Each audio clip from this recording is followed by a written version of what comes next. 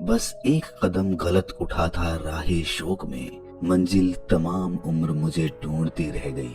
दोस्तों, इंसान के जीवन में एक ऐसा समय आता है जब वो अपना दायरा बढ़ाना चाहता है, नए नए लोगों से दोस्ती करना चाहता है, और ठीक इसी समय वो कुछ ऐसी संगत पकड़ लेता है जो उसके पूरे जीवन को या तो बर्बाद कर देती है या फिर उसे कामयाबी के शिखर तक पहुंचा देती है। अगर उस समय में, उस उम्र में आपने एक कदम भी गलत उठाया तो पूरी उम्र आपकी मंजिल आपको ढूंढती रह जाएगी। आपको पता नहीं चलेगा कि जीवन में आपको करना क्या है। तो ये बहुत जरूरी है कि आप अपनी संगति का ठीक प्रकार से चयन करें, क्योंकि आखिरकार आप वही बन जाते हो जिनके साथ आप रहते हो। गलत संगति कितनी खतरनाक हो सकती है ये तो आपको इस कहानी में जानने को मिलेगा ही, साथ के साथ आपको ये सीख भी मिलेगी कि आपको कैसी संगति चुननी चाहिए। दोस्तों, ये एक सच्ची कहानी है, लेकिन इसमें पात्रों के नाम बदल दिए गए हैं। तो चलिए कहानी शुरू करते हैं। एक गुरु अपने शिष्यों को एक कहानी के माध्यम से सीख देना चाहते थे, लेकिन कहानी सुनाने से पहले गुरु ने सभी शिष्यों को चेतावनी दी। अपने सभी शिष्यों से उन्होंने कहा कि आज जो कहानी मैं तुम्हें सुनाऊंगा उसे सुनकर तुम्हें मेरे 2 सवालों के जवाब देने होंगे, और जो भी सही जवाब देगा उसके लिए मेरे पास एक अद्भुत कार्य है। लेकिन वो कार्य वो तभी पूरा कर पाएगा जब मेरे 2 सवालों के जवाब ठीक से दे पाएगा। उन्होंने सबको कहानी सुनाते हुए बताया कि ये कहानी रोहन नाम के एक लड़के की है जो स्कूल में पढ़ता था। रोहन अपने स्कूल में बहुत प्रसिद्ध था, सभी बच्चे उसे जानते थे। वो एक बहुत अच्छा आर्टिस्ट था, म्यूजिक में उसका बहुत इंटरेस्ट था, उसकी सिंगिंग बहुत अच्छी थी। सभी को लगता था कि ये बड़ा होकर एक बहुत बड़ा सिंगर बन सकता है, और यहीं से उसमें एक ईगो पैदा होने लगा। उसे ये लगने लगा कि वो दूसरों से बेहतर है। खैर, उसने स्कूल पास किया, उसके बाद वो अपनी यूनिवर्सिटी में पहुंच गया। लेकिन जब एक लड़का स्कूल से यूनिवर्सिटी या फिर बड़ी एजुकेशन के लिए कॉलेज में जाता है तो उसमें बहुत सारे चेंजेस आते हैं। बड़े कॉलेज में अलग अलग जगहों के लड़के मिलते हैं, कुछ अच्छे होते हैं तो कुछ लोगों की संगति अच्छी नहीं होती है। जब रोहन अपने कॉलेज में गया तो सब लोग उसकी सिंगिंग से बहुत प्रभावित हुए, बहुत इम्प्रेस हुए। लेकिन धीरे धीरे उसकी संगति ऐसे लड़कों के साथ बन गई जो गुंडागर्दी करते थे, जो नशा करते थे। और समय बीतने के साथ रोहन भी अपने कॉलेज में सीनियर हो चुका था। वो बहुत सारे नशे करने लगा था, पढ़ाई में उसका बिल्कुल ध्यान नहीं रहता था। पढ़ाई तो दूर की बात रही, उसका सिंगिंग में से भी इंटरेस्ट खत्म हो रहा था। और धीरे धीरे उसने गाना भी छोड़ दिया, पढ़ना भी छोड़ दिया, बस दिन भर नशे करता रहता था। उसकी संगति में जो दूसरे लड़के थे उन्होंने ही रोहन को नशा करना सिखाया था। अब रोहन उनमें से एक हो चुका था। कॉलेज का समय कब बीत गया उसे पता ही नहीं चला। अब उसने पढ़ाई तो की नहीं थी तो उसे कोई नौकरी भी नहीं मिली। सिंगिंग करनी वो छोड़ चुका था, इसीलिए उसमें भी उसके लिए कोई काम नहीं था।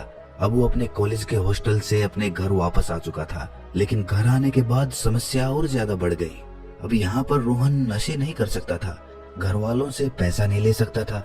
कॉलेज में था तब तो घर वाले पैसे भेज देते थे कि शायद बच्चे को जरूरत होगी ये सोचकर, लेकिन अब जब वो घर पे रहता था तब उसके घर वाले उसे पैसे नहीं देते थे, और इसी कारण से वो अपने लिए नशा नहीं खरीद पा रहा था, जिसके कारण उसके अंदर फ्रस्ट्रेशन, गुस्सा, ये सारी भावनाएं पैदा होने लगी थी।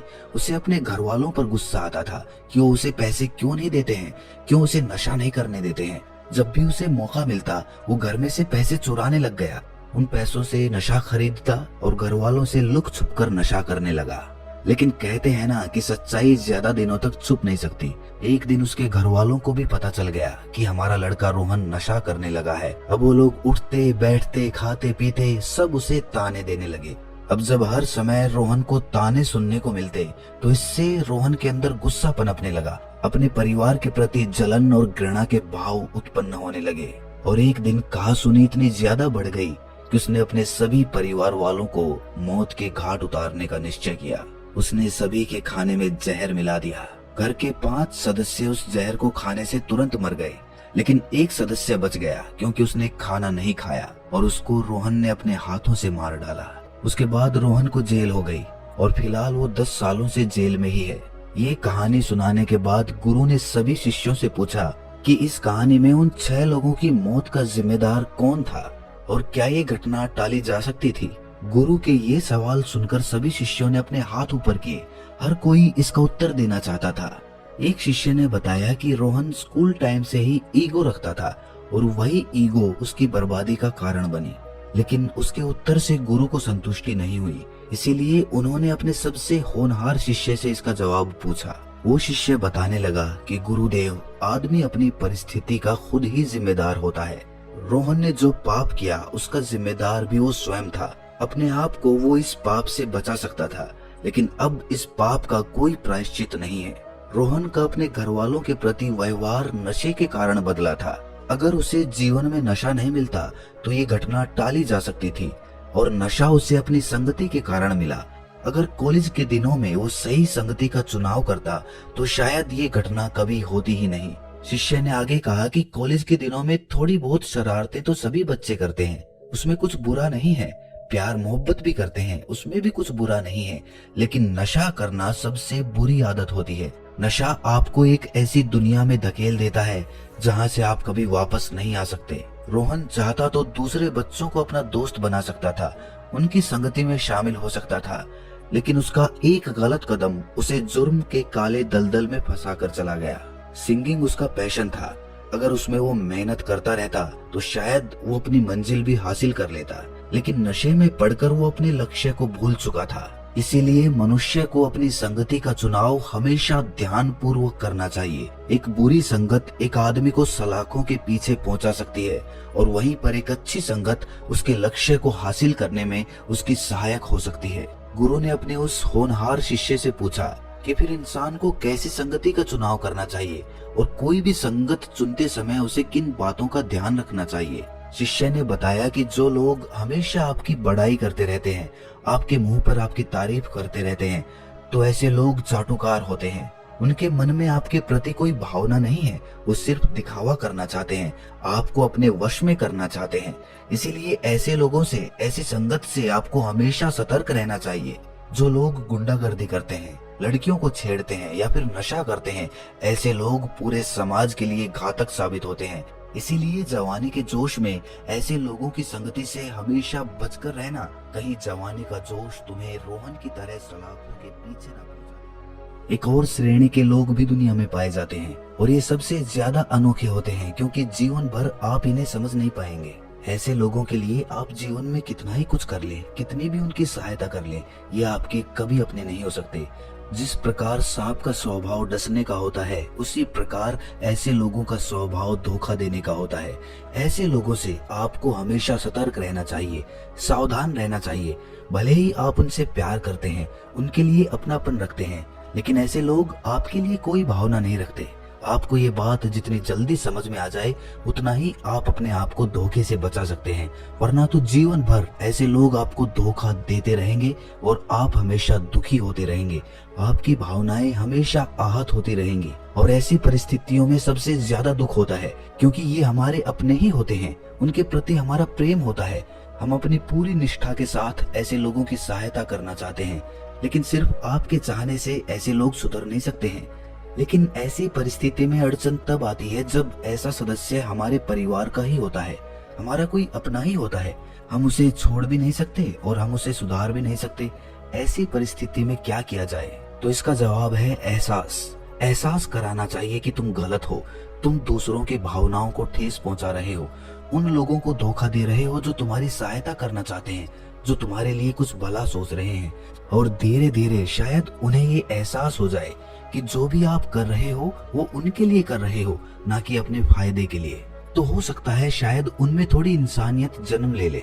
बहुत सारे युवा लड़के किसी ऐसी लड़की से प्रेम कर बैठते हैं जो उनके लिए कोई भावना नहीं रखती। वो उनके लिए सब कुछ करते हैं, उनकी हर प्रकार से सहायता करते हैं, लेकिन बदले में उन्हें कुछ नहीं मिलता। वो लोग सिर्फ अपनी नजरों में गिर जाते हैं, अपने ऊपर संदेह करने लगते हैं। इसीलिए मदद करने की भावना उसी के लिए रखो जो उसका हकदार है, जिसको सच में जरूरत है और जो उस सहायता की कद्र करता है, ना कि मदद करने वाले को बेवकूफ समझता है। फर्क होता है दोनों में। किसी की आप सहायता करेंगे तो एक प्रकार के इंसान ऐसे होते हैं कि आपके पीछे से आपकी बुराई करेंगे कि मैंने उसे बेवकूफ बना दिया, और दूसरे ऐसे लोग होते हैं जो हमेशा आपकी मदद के प्रति कृतज्ञ रहेंगे और जरूरत पड़ने पर वो हमेशा आपके एहसान का बदला चुकाएंगे। इसीलिए दोनों में फर्क करना सीखो। कौन आपको धोखा दे रहा है और कौन आपके साथ हमेशा खड़ा रहने वाला है। शिष्य ने आगे बताया कि एक संगत ऐसी भी होती है जो ना तो अच्छी होती है और ना ही बुरी होती है। ऐसे लोग बस काम नहीं करना चाहते, हालांकि वो किसी का बुरा भी नहीं करना चाहते हैं। ऐसे लोगों की संगति से भी मनुष्य को दूर रहना चाहिए, क्योंकि ऐसे लोगों के जीवन में खुद का कुछ लक्ष्य उनका होता नहीं है और वो आपकी अपने लक्ष्य तक पहुंचने में कोई सहायता नहीं कर सकते। उल्टा वो आपको लक्ष्य से भटका देंगे। ऐसे लोग आप में आलस्य पैदा कर देते हैं। जब आप उनको खाली देखोगे, उनकी बेफिजूल की बातें सुनोगे, तो आपके दिमाग में भी आलस्य पनपने लगता है। आलस्य छुआछूत की बीमारी की तरह होता है। अगर आप किसी को आलस्य से भरा हुआ देख रहे हैं तो संभव है कि आपके शरीर में भी आलस्य पैदा होने लगे। जो लोग हमेशा उदास रहते हैं, दूसरों की बुराइयां ही करते हैं, ऐसे लोगों से भी हमेशा बचकर रहना चाहिए। अगर ये नियम हम अपने जीवन में अपनाते हैं तो हमारा जीवन ज्यादा आसान हो जाता है, जीवन ज्यादा खुशहाल हो जाता है। जीवन में ज्यादा तनाव नहीं रहता, चिंता नहीं रहती, आपको सारे काम आसान मालूम होंगे। आप अपने जीवन में सफलता की सीढ़ी चढ़ते चले जाएंगे। इसीलिए चाहे हुनर कम भी हो, लेकिन संगति अच्छी है तो आप अपनी मंजिल तक पहुंच ही जाओगे। और इसके विपरीत आप चाहे कितने भी हुनरमंद क्यों ना हो, अगर आपकी संगति बेकार है तो आप अपने लक्ष्य से आज नहीं तो कल भटक ही जाओगे। गुरु अपने शिष्य से ये बातें सुनकर बहुत प्रसन्नचित्त हो गए। उन्होंने अपने शिष्य की पीठ थपथपाई और उसको आश्रम की एक बहुत बड़ी जिम्मेदारी सौंपते हुए बताया कि तुम इस आश्रम के होनहार शिष्य हो। तुम्हारे मार्गदर्शन में शिष्य बहुत कुछ सीख सकते हैं, इसीलिए अपनी सीख को दूसरों के साथ साझा करो। ज्ञान हमेशा बांटने से बढ़ता है। और इसी के साथ गुरु वहां से प्रस्थान कर गए। तो दोस्तों, कैसी लगी ये कहानी आपको? कमेंट सेक्शन में जरूर बताना, और अच्छी लगी हो तो इस चैनल को सब्सक्राइब करके नोटिफिकेशन बेल को जरूर प्रेस कर देना। तो मिलते हैं।